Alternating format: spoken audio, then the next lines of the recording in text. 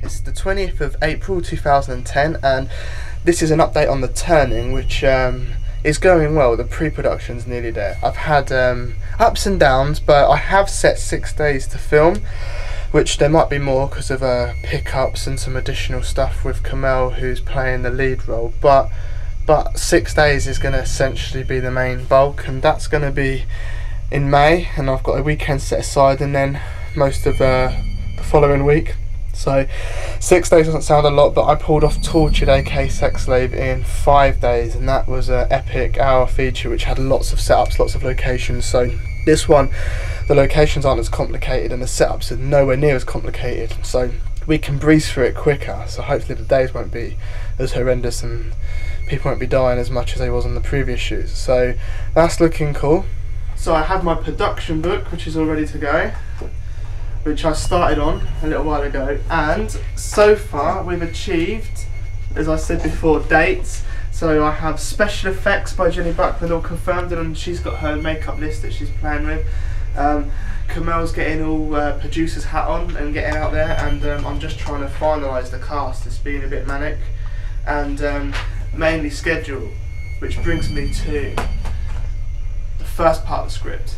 Okay, so this is my script folder, and I have 17 scenes planned. These are all 17 scenes. I would show you a finalised script, but I started writing it and the computer wiped it and lost it.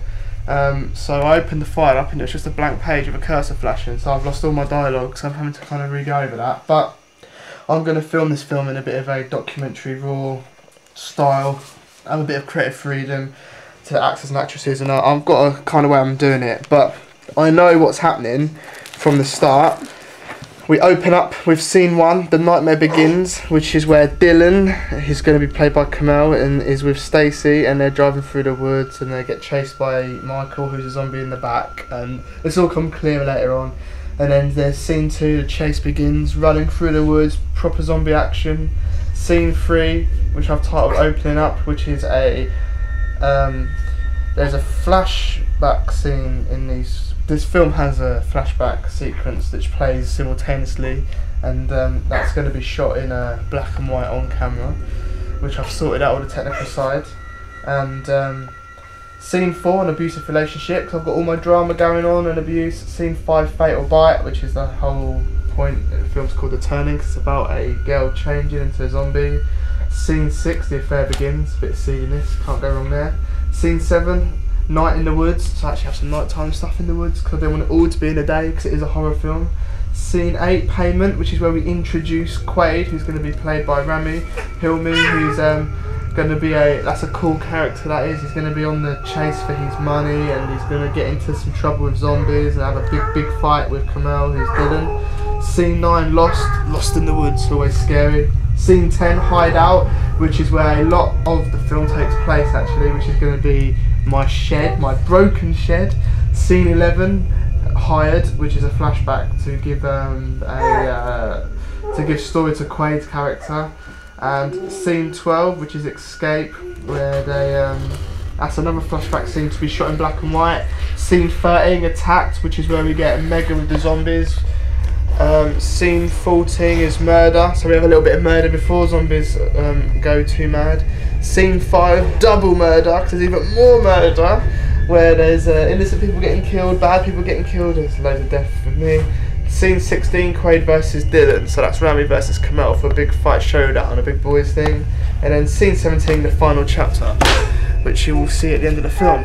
So technically I'm nearly sorted for the turning, but disaster has struck that my Z1 battery for the battery for my camera, the Z1, has started to die. It only lasts half of what it's supposed to, so I've ordered another battery in. So I'm hoping that will arrive very soon, so we can start, you know, so that'll be in time for the shoot, and I've got all the stock coming. And I have a new shed here. Basically, I'm going to use my old shed as the shack in the film, and this is my replacement shed, which I'm starting to build with my dad and put everything in so that we can have this as the location and destroy it. Problem is they did not deliver the roof or the base. They delivered the wrong size base and roof, so I'm waiting. And then this is the location that wasn't looked at on the last location scout. which will be emptied for the final day. So we can smash the window.